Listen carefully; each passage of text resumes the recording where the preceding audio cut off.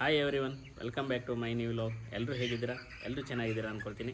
ಹಾಗೆ ನನ್ನ ಚಾನಲನ್ನು ಯಾರಾದರೂ ಹೊಸದಾಗಿ ನೋಡ್ತಾ ಇದ್ದು ವೀಡಿಯೋಸ್ ನಿಮಗೆ ಇಷ್ಟವಾದರೆ ದಯವಿಟ್ಟು ನನ್ನ ಚಾನಲನ್ನು ಸಬ್ಸ್ಕ್ರೈಬ್ ಮಾಡಿ ನನಗೆ ಸಪೋರ್ಟ್ ಮಾಡಿ ಅಂತ ಹೇಳ್ತಾ ಇವತ್ತಿನ ವೀಡಿಯೋವನ್ನು ಸ್ಟಾರ್ಟ್ ಮಾಡುವ. ಸ್ನೇಹಿತರೆ, ಇವತ್ತಿನ ವೀಡಿಯೋದಲ್ಲಿ ನಾನು ನಿಮಗೆ ಈ ಬ್ರಾಯ್ಲರ್ ಕೋಳಿ ಫಾರ್ಮ್ನ ಒಂದು ಮರಿಗಳು ಈಗ ದೊಡ್ಡದಾಗ್ತಾ ಬಂದ ಹಾಗೆ ಎಷ್ಟು ದಿನಕ್ಕೆ ನಾವು ಈ ಫುಲ್ ಶೆಡ್ಡನ್ನು ಕವರ್ ಮಾಡಬೇಕು, ಮರಿಗಳಿಗೆ ಫುಲ್ ಶೆಡ್ಡಲ್ಲಿ ನಾವು ಜಾಗ ಬಿಡಬೇಕು, ಇದ್ರ ಬಗ್ಗೆ ನಾನು ನಿಮಗೆ ತಿಳಿಸ್ಕೊಡ್ತೇನೆ. ಈಗ ಮರಿ ಬಂದಾಗ ನಾವು ಬ್ರೂಡಿಂಗನ್ನು ನಾವು ಇಂತಿಷ್ಟೇ ಜಾಗದಲ್ಲಿ ಅಂದರೆ ರಿಸ್ಟ್ರಿಕ್ಟೆಡ್ ಜಾಗದಲ್ಲೇ ನಾವು ಮಾಡಬೇಕಾಗ್ತದೆ. ಯಾಕೆಂದರೆ ತುಂಬ ಸ್ಪೇಸ್ ಕೊಟ್ಟು ಮರಿಗಳಿಗೆ ನಾವು ಬ್ರೂಡಿಂಗನ್ನು ಮಾಡಲಿಕ್ಕೆ ಆಗೋದಿಲ್ಲ ಅನ್ನೋದಕ್ಕಿಂತ ನಾವು ಮಾಡಲಿಕ್ಕೆ ಹೋಗಬಾರ್ದು. ಏಕೆಂದರೆ ತುಂಬ ಸ್ಪೇಸಲ್ಲಿ ಬ್ರೂಡಿಂಗನ್ನು ಮಾಡಿದರೆ ಮರಿಗಳು ಚೆನ್ನಾಗಿ ಅವಕ್ಕೆ ಶಾಖ ಸಿಗೋದಿಲ್ಲ, ಚೆನ್ನಾಗಿ ಹಾಗೆ ಚೆನ್ನಾಗಿ ಬೆಳವಣಿಗೆ ಕೂಡ ಆಗೋದಿಲ್ಲ. ಸ್ಟಾರ್ಟಿಂಗಲ್ಲೇ ಫೇಲ್ಯೂರ್ ಆದರೆ ಫುಲ್ ಬ್ಯಾಚ್ ಕೂಡ ಕೊಲ್ಯಾಪ್ಸ್ ಆಗಿ ಹೋಗುವಂಥ ಚಾನ್ಸಸ್ ತುಂಬ ಜಾಸ್ತಿ ಇರ್ತದೆ. ಹೀಗೆ ಬ್ರೂಡಿಂಗ್ ಫೇಲ್ ಆಯ್ತು ಅಂತ ಹೇಳಿದರೆ ಏನೂ ಮಾಡಲಿಕ್ಕಾಗೋದಿಲ್ಲ, ನಾವು ಅದನ್ನು ರಿಕವರಿ ಮಾಡ್ಕೊಳ್ಳಿಕ್ಕೆ ಆಗೋದೇ ಇಲ್ಲ. ಬೇರೆ ಯಾವುದಾದ್ರೂ ಕೂಡ ನಾವು ಮೆಡಿಸಿನಿಂದ ಮರಿಗಳೆಲ್ಲ ರಿಕವರಿ ಮಾಡ್ಕೊಳ್ಬೋದು. ಬ್ರೂಡಿಂಗ್ ಫೇಲ್ ಆದರೆ ನಾವು ಅದರಿಂದ ಹೊರಗೆ ಬರಲಿಕ್ಕೆ ತುಂಬ ಕಷ್ಟ, ಮರಿಗಳನ್ನು ಉಳಿಸ್ಕೊಳ್ಳೋದು ತುಂಬ ಕಷ್ಟ. ಆ ಕಾರಣದಿಂದ ಮೊದಲ ಒಂದು 10-12 ದಿನ ಬ್ರೂಡಿಂಗ್ ತುಂಬ ಇಂಪಾರ್ಟೆಂಟು. ಹಾಗೆ ಬ್ರೂಡಿಂಗನ್ನು ನಾವು ಒಳ್ಳೆ ರೀತಿಯಲ್ಲಿ ಮಾಡಿಕೊಂಡು ಆನಂತರ ಮರಿಗಳಿಗೆ ಜಾಗವನ್ನು ಕೊಡ್ತಾ ಹೋಗಬೇಕು. ಈಗ ಬ್ರೂಡಿಂಗಲ್ಲಿ ಇರುವಾಗಲೇ ನಾವು ಸ್ಪೇಸನ್ನು ಕೊಡ್ತಾ ಬರಬೇಕು. ಯಾವ ರೀತಿ ಅಂತ ಹೇಳಿದರೆ, ಈಗ ಮರಿ ಬಂದ ಪ್ರಥಮ 3 ದಿನ ಏನು ಜಾಗದಲ್ಲಿ ನಾವು ಬ್ರೂಡಿಂಗನ್ನು ಮಾಡ್ತೇವೆ ಅದೇ ಜಾಗದಲ್ಲಿ ಅವಕ್ಕೆ ಬಿಡಬೇಕು. ಅಲ್ಲಿ ನಾವು ಜಾಗವನ್ನು ಜಾಸ್ತಿ ಕೊಡಲಿಕ್ಕೆ ಹೋಗಬಾರ್ದು. 3 ದಿನದ ನಂತರ ಹಾಗೆ ಒಂದು 10 ಫೀಟು ಜಾಗವನ್ನು ಅವಕ್ಕೆ ಆ್ಯಡ್ ಮಾಡ್ತಾ ಹೋಗಬೇಕು. ಹಾಗೆ 5ನೇ ದಿನಕ್ಕೆ ಮತ್ತೊಂದು 10 ಫೀಟು, ಹಾಗೆ 6, 7 ಹೀಗೆ ಸ್ವಲ್ಪ ಜಾಗವನ್ನು ನಾವು ಕೊಡ್ತಾ ಹೋಗಬೇಕು. ಇನ್ನು ಬೇಸಿಗೆಗಾಲ ಆದರೆ ನಾವು ಮರಿಗಳಿಗೆ ಸೆಕೆಂಡ್ ಡೇನೇ ನಾವು ಅವಕ್ಕೆ ಸ್ಪೇಸನ್ನು ಕೊಡಬೇಕಾಗ್ತದೆ. ಯಾಕೆಂತೇಳಿದರೆ ವಿಪರೀತ ಸೆಕೆ ಹಾಗೆ ಬಿಸಿಲಿನ ತಾಪ ಇರೋದರಿಂದ 2ನೇ ದಿನಕ್ಕೆ ನಾವು ಜಾಗವನ್ನು ಜಾಸ್ತಿ ಕೊಡ್ತಾ ಹೋಗಬೇಕು. ಅಲ್ಲಿ ನಾವು 10-12 ದಿನ ಬ್ರೂಡಿಂಗ್ ಮಾಡತಕ್ಕಂಥ ಅವಶ್ಯಕತೆ ಇರುವುದಿಲ್ಲ. ಅಲ್ಲಿ ಒಂದು 6-7 ದಿನಕ್ಕೆ ಬ್ರೂಡಿಂಗ್ ಮುಗೀತದೆ. ಆ ಕಾರಣದಿಂದ ನಾವು ಅವಕ್ಕೆ ಬೇಗ ಜಾಗವನ್ನು ಕೊಡ್ತಾ ಹೋಗಬೇಕು. ಇನ್ನು ಮಳೆಗಾಲ ಮತ್ತು ಚಳಿಗಾಲದಲ್ಲಿ ಮಾತ್ರ ನಾವು 3 ದಿನದ ನಂತರ ನಾವು ಮರಿಗಳಿಗೆ ಜಾಗವನ್ನು ನೀಡ್ತಾ ಹೋಗ್ಬೋದು. ಹಾಗೆ ನಾವು ಎಲ್ಲಿಯಾದರೂ ಈ ಕರೆಕ್ಟ್ ಟೈಮಿಗೆ ಅವುಗಳಿಗೆ ಬೇಕಾದಷ್ಟು ಜಾಗವನ್ನು ನಾವು ಒದಗಿಸಿ ಕೊಡಲಿಲ್ಲ ಅಂತ ಹೇಳಿದರೆ ಅಲ್ಲಿ ಕೂಡ ಪ್ರಾಬ್ಲಮ್ ಬರ್ತದೆ. ಏನಂತ ಹೇಳಿದರೆ, ತುಂಬ ಕ್ರೌಡ್ ಆದರೆ ಮರಿಗಳಲ್ಲಿ ಬೇಗ CRD ಅಟ್ಯಾಕ್ ಆಗ್ತದೆ, ಅಥವಾ ಮತ್ತು ಬೇರೆ ಬೇರೆ ಸಮಸ್ಯೆಗಳು ಅವಕ್ಕೆ ಅಟ್ಯಾಕ್ ಆಗ್ತಾ ಹೋಗ್ತದೆ. ಇನ್ನು ತುಂಬ ಕ್ರೌಡ್ ಇರೋದ್ರಿಂದ ಅಲ್ಲಿ ಅಮೋನಿಯಾ ಕ್ರಿಯೇಟ್ ಆಗ್ತದೆ. ಅಮೋನಿಯಾದಿಂದ ಮರಿಗಳು ಸಾಯುವ ಚಾನ್ಸಸ್ ಜಾಸ್ತಿ ಇರ್ತದೆ.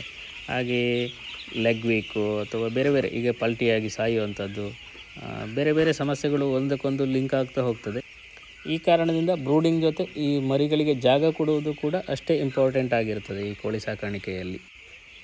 ಹಾಗಂತ ನಾವು ಈ ಜಾಗ ಕೊಡಬೇಕಂತ ಮರಿಗಳಿಗೆ ತುಂಬ ಜಾಸ್ತಿ ಜಾಗನೂ ಕೊಡಲಿಕ್ಕೆ ಹೋಗಬಾರ್ದು. ಏನಂತ ಹೇಳಿದರೆ, ಇವಾಗ ಬ್ರೂಡಿಂಗ್ ಟೈಮಲ್ಲಿ ಜಾಸ್ತಿ ಜಾಗ ಕೊಟ್ಟರೆ ನಿಮಗೆ ಆಲ್ರೆಡಿ ಗೊತ್ತಿರ್ತದೆ. ಯಾಕೆಂದರೆ ಅವುಗಳಿಗೆ ಬೇಕಾದಷ್ಟು ಶಾಖ ಸಿಗೋದಿಲ್ಲ. ಆ ಕಾರಣದಿಂದ ಬ್ರೂಡಿಂಗ್ ಆಗೋದಿಲ್ಲ, ಬ್ರೂಡಿಂಗ್ ಫೇಲಿಯರ್ ಆಗ್ತದೆ ಅಂತ ನಿಮಗೆ ಆಲ್ರೆಡಿ ಗೊತ್ತಿರ್ತದೆ. ಇನ್ನು ಬ್ರೂಡಿಂಗ್ ಆದ ನಂತರ ನಾವು ಎಲ್ಲಿಯಾದರೂ ಈಗ 12-13 ದಿನಕ್ಕೆ ನಾವು ಫುಲ್ ಶೆಡ್ಡನ್ನು ಬಿಟ್ಟರೆ ಏನಾಗ್ತದೆ ಅಂತ ಕೇಳ್ಬೋದು ನೀವು. ಮರಿ ತುಂಬ ಜಾಗ ಸಿಗ್ತದಲ್ಲ, ಆರಾಮ ಓಡಾಡಿಕೊಂಡಿರ್ಬೋದು, ಬೇಕಾದಷ್ಟು ಫೀಡರ್ ಸಿಗ್ತದೆ, ಬೇಕಾದ ಡ್ರಿಂಕರ್ ಸಿಗ್ತದೆ, ನೀರು ಕೊಟ್ಕೊಂಡು ಅವು ಎಲ್ಲಿ ಬೇಕು ಅಲ್ಲಿ ಕೂತ್ಕೊಳ್ಳಿಕ್ಕೆ ಬೇಕಾದಷ್ಟು ಜಾಗ ಸಿಗ್ತದೆ ಅಂತಲೇ ಕೇಳ್ಬೋದು. ಆದರೆ ಇದರಲ್ಲಿ ಕೂಡ ತುಂಬ ಸಮಸ್ಯೆ ಇದೆ. ಸಮಸ್ಯೆ ಯಾವ ರೀತಿ ಅಂತ ಹೇಳಿದರೆ, ಈಗ ನಾವು 12-13 ದಿನಕ್ಕೆ ಫುಲ್ ಶೆಡ್ಡಲ್ಲಿ ಅವಕ್ಕೆ ಜಾಗವನ್ನು ನೀಡಿದಾಗ ಮರಿಗಳು ತುಂಬ ಓಡಾಟ ಮಾಡ್ತವೆ. ಅಂತ ಹೇಳಿದರೆ, ಒಂದು ಕಡೆಯಿಂದ ಒಂದು ಕಡೆಗೆ ಹಾರಾಟ ಮಾಡ್ತಾ ಇರುವಾಗ ಅಲ್ಲಿ ಏನಾಗ್ತದೆ, ಎನರ್ಜಿ ವೇಸ್ಟ್ ಆಗ್ತದೆ. ಕೋಳಿಗಳಿರತಕ್ಕಂಥ ಬಾಡಿ ವೆಯ್ಟು ಒಂದು ದಿನಕ್ಕೆ ಒಂದು 10 ಗ್ರಾಮ್ ವೆಯ್ಟ್ ಲಾಸ್ ಆದರೂ ಕೂಡ ನಮಗೆ ಅದು ಲಾಸೇ. ಯಾಕೆಂತೇಳಿದರೆ ಅವು ಆಲ್ರೆಡಿ ಫೀಡ್ ತಿಂದಿರ್ತವೆ.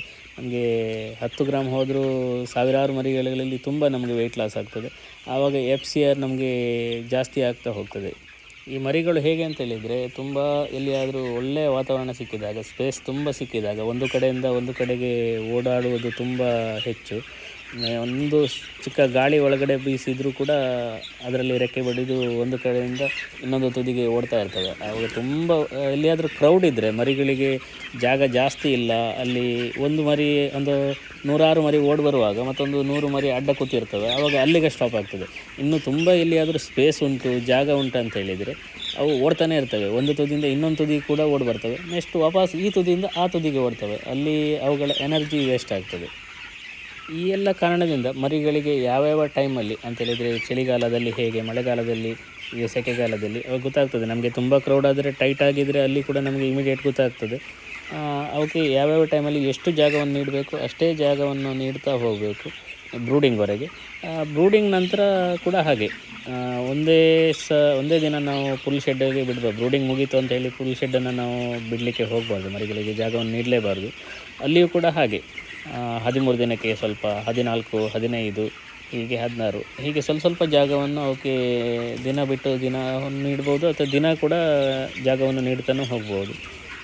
ಹಾಗೆ ಇವಾಗ ಮುಖ್ಯ ವಿಷಯ ಅಂತ ಹೇಳಿದರೆ ಎಷ್ಟು ದಿನಕ್ಕೆ ಬಿಡಬೇಕು. ಇನ್ನು ಮಳೆಗಾಲದಲ್ಲಿ ಆದರೆ, ತುಂಬ ವಿಪರೀತ ಮಳೆ ಬರುವಂಥ ಟೈಮ್ ಆದರೆ ಮರಿಗಳನ್ನು ನಾವು ಫುಲ್ ಶೆಡ್ ಅಂತೇಳಿದರೆ, ಒಂದು ಶೆಡ್ಡಲ್ಲಿ 1,000 ಮರಿಗಳನ್ನು ಸಾಕಣೆ ಮಾಡ್ತೇವೆ ಅಂತೇಳಿದರೆ ಆ ಶೆಡ್ಡನ್ನು ನಾವು 18ರಿಂದ 20 ದಿನಕ್ಕೆ ಬಿಡ್ಬೋದು. ತುಂಬ ಮಳೆ, ವಿಪರೀತ ಮಳೆ ದಿನ ಮಳೆ ಇದೆ, ಬಿಸಿಲು ಅನ್ನುವಂಥಕ್ಕಂಥದ್ದು ನಮಗೆ ಕಾಣಲಿಕ್ಕೆ ಇಲ್ಲ ಅಂತೇಳಿದರೆ ಆವಾಗ ನಾವು 21 ದಿನಕ್ಕೆ ನಾವು ಫುಲ್ ಶೆಡ್ಡನ್ನು ಬಿಡ್ಬೋದು, ಮರಿಗಳಿಗೆ ಕೊಡ್ಬೋದು. ಅಷ್ಟು ಬೇಗ ಕೊಡಬೇಕಂತ ಅವಶ್ಯಕತೆ ಇಲ್ಲ. ಇನ್ನು ಚಳಿಗಾಲ ಆದರೆ ಒಂದು 18 ದಿನಕ್ಕೆ, ಅಂದರೆ ಚಳಿ ಇರುವ ಕಾರಣದಿಂದ ಒಂದು 3 ದಿನ ಬೇಗ ಕೊಡ್ಬೋದು. ಅಲ್ಲಿ 21 ಆದರೆ ಇಲ್ಲಿ ಒಂದು 18 ದಿನಕ್ಕೆ ಕೊಡ್ಬೋದು. ಇನ್ನು ಬೇಸಿಗೆಗಾಲ ಆದರೆ ನಾವು ಬೇಗ ಜಾಗವನ್ನು ಅವಕ್ಕೆ ನೀಡಬೇಕಾಗ್ತದೆ, ಫುಲ್ ಶೆಡ್ಡಿಗೆ ಅವುಗಳನ್ನು ಬಿಡಲೇಬೇಕಾಗ್ತದೆ. ಅಲ್ಲಿ ಮಳೆಗಾಲ ಆದರೆ 20, 21, ಚಳಿಗಾಲ ಆದರೆ 18. ಇನ್ನು ಇದು ಬೇಸಿಗೆ ಅಂತ ಹೇಳಿದರೆ ಇಲ್ಲಿ ನಾವು ಕೆಲವೊಮ್ಮೆ ಮಾರ್ಚ್ ಏಪ್ರಿಲಲ್ಲಿ 13, 14 ದಿನಕ್ಕೂ ನಾವು ಫುಲ್ ಶೆಡ್ಡಿಗೆ ಬಿಡ್ಬೋದು. ಇನ್ನು 16 ದಿನದೊಳಗಡೆ ಅಂತೂ ನಾವು ಫುಲ್ ಶೆಡ್ಡನ್ನು ಕವರ್ ಮಾಡಲೇಬೇಕಾಗ್ತದೆ, ಮರಿಗಳಿಗೆ ನೀಡಲೇಬೇಕಾಗ್ತದೆ. ಹಾಗೆ ಬ್ರೂಡಿಂಗ್ ಮುಗಿದ ನಂತರ ನಾವು ಒಮ್ಮೆಗೆ ಜಾಗವನ್ನು ಫುಲ್ ಕೊಟ್ಟರೆ ಇನ್ನೊಂದು ಸಮಸ್ಯೆ ಅಂತ ಹೇಳಿದರೆ, ಈಗ ರಾತ್ರಿ ಟೈಮಲ್ಲಿ ತುಂಬ ಚಳಿ ಇರುವಾಗ ಏನಾಗ್ತದೆ, ಒಂದೊಂದು ಗುಂಪಾಗಿ ಒಂದೊಂದು ಸೈಡು ಮರಿಗಳು ಕೂತ್ಕೊಂಡಿರ್ತವೆ. ಅಲ್ಲಿ ಏನಾಗ್ತದೆ, ಅವಕ್ಕೆ ತುಂಬ ಚಳಿ ಇರುವ ಕಾರಣ ಅವು ಗುಂಪಾಗಿ ಕೂತ್ಕೊಂಡಿರುವಾಗ ಅಲ್ಲಿ ಅವು ಕೂತ್ಕೊಂಡಿರುವ ಜಾಗ ಬಿಸಿಯಾಗಿರ್ತದೆ. ಅವಕ್ಕೆ ಅಲ್ಲಿ ಸ್ವಲ್ಪ, ಈಗ ಒಂದು ಕೋಳಿ ಒಂದಕ್ಕೊಂದು ಒತ್ತೊತ್ತಾಗಿ ಕೂತ್ಕೊಂಡಾಗ ಅಲ್ಲಿ ಹೀಟ್ ಜನ್ರೇಟ್ ಆಗ್ತದೆ. ಆವಾಗ ಕೋಳಿ ಮರಿಗಳು ಏನು ಮಾಡ್ತವೆ ಅಂತ ಹೇಳಿದರೆ, ಆ ಜಾಗವನ್ನು ಬಿಟ್ಟು ಎದ್ದು ಹೊರಗೆ ಬರಲಿಕ್ಕೆ ಮನಸ್ಸು ಮಾಡೋದಿಲ್ಲ. ಆವಾಗ ಅವು ಅಲ್ಲಿ ಫೀಡ್ ತಿನ್ನೋದು ಕಡಿಮೆ ಆಗ್ತದೆ, ಫೀಡ್ ತಿನ್ನಲು ನೀರು ಕೂಡ ಕುಡಿಯೋದು ಕಡಿಮೆ ಆಗ್ತದೆ. ಆವಾಗ ಏನಾಗ್ತದೆ ಅಂತ ಹೇಳಿದರೆ, ಬೇಗ ಕಿಡ್ನಿ ಫೇಲಿಯರು, ಕಿಡ್ನಿ, ಲಿವರು, ಹೀಗೆ ಒಂದೊಂದೇ ಸಮಸ್ಯೆಗಳು ಉಲ್ಬಣಗೊಳ್ತಾ ಹೋಗ್ತದೆ ಮರಿಗಳಲ್ಲಿ. ಆ ಕಾರಣದಿಂದ ನಾವು ಸ್ಪೇಸನ್ನು ಕೊಡುವಾಗ ತುಂಬ ಜಾಗ್ರತೆ ವಹಿಸಬೇಕಾದ್ದು ಅತ್ಯವಶ್ಯಕ. ಸ್ನೇಹಿತರೆ, ಇದು ನನ್ನ ಇವತ್ತಿನ ವಿಡಿಯೋ. ಈ ವಿಡಿಯೋ ನಿಮಗೆ ಇಷ್ಟವಾದರೆ ದಯವಿಟ್ಟು ಲೈಕ್ ಮಾಡಿ, ಶೇರ್ ಮಾಡಿ, ಹಾಗೆ ನಿಮ್ಮ ಅನಿಸಿಕೆಗಳನ್ನು ಕಮೆಂಟ್ ಮೂಲಕ ನನಗೆ ತಿಳಿಸಿ ಅಂತ ಹೇಳ್ತಾ ಮುಂದಿನ ಮತ್ತೊಂದು ವಿಡಿಯೋದಲ್ಲಿ ಭೇಟಿ ಹೋಗೋಣ. ಎಲ್ಲರಿಗೂ ಧನ್ಯವಾದಗಳು.